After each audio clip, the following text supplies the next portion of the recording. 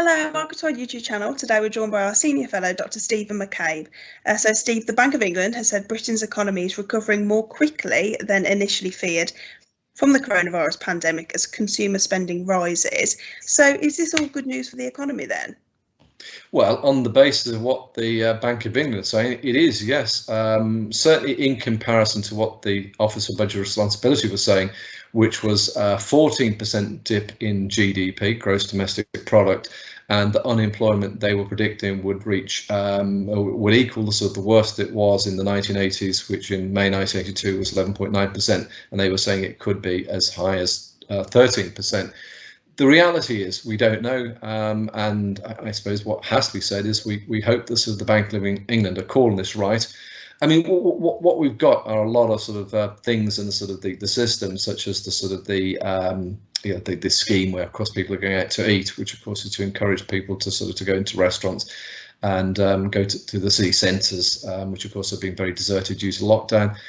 So I'm in many ways I treat their sort of the Bank of England data, and who am I to say this, but I'm giving my opinion with a degree of scepticism, because all sort of the reports are it's going to get tough, and let's face it, every day we hear of sort of mass job redundancies from very large names. So it's going to take a while to cure. And the other thing which I'm a bit quizzical about, and sceptical nonetheless, is that the Bank of England is saying that the recession, if you like, will be over.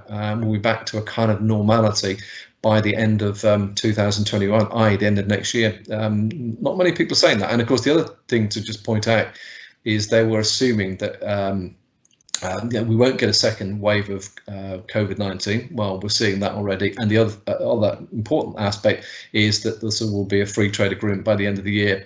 And that really is sort of 50-50. So recruiters are reporting the sharpest rise in UK job seekers since December 2008.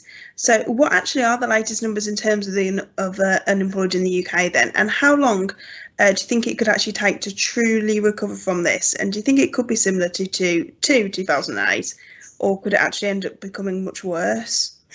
Well, I mean, I indicated just a couple of moments ago that the 1980s, when unemployment did spike, and there was a particular reason for that, because Margaret Thatcher came to power and she wanted to sort of undermine workers, because, of course, to deal with inflation and wage claims and all that, which is ancient history.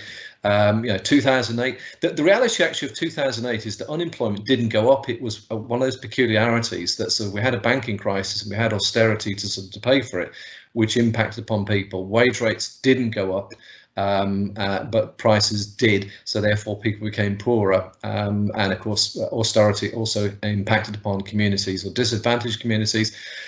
I mean, the fact is that sort of that there are people sort of seeking vacancies is hardly surprising. Unemployment is starting to sort of to rise, as the sort of I indicated a couple of moments ago, with companies that are sort of coming to the end of furlough, and therefore those people are looking for sort of new job opportunities. So it's hardly surprising.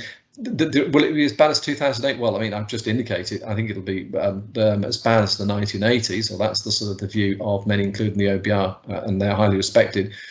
It could be as bad as what we saw in the sort of the 1930s. Now that's sort of the really pessimistic end. We don't know. I mean, and again, everything depends upon how bad the sort of the COVID second wave, if it comes, whether we get a vaccine, free trade agreements. There's a whole host of sort of factors in the sort of the mix. It's going to be sort of a difficult few months. And parents, carers and disabled people in the UK are twice as likely to lose their job.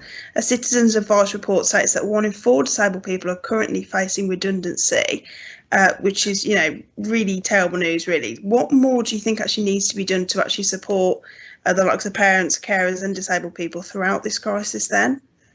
Well, it's really difficult. I mean, if you in the current climate, it's bad for many.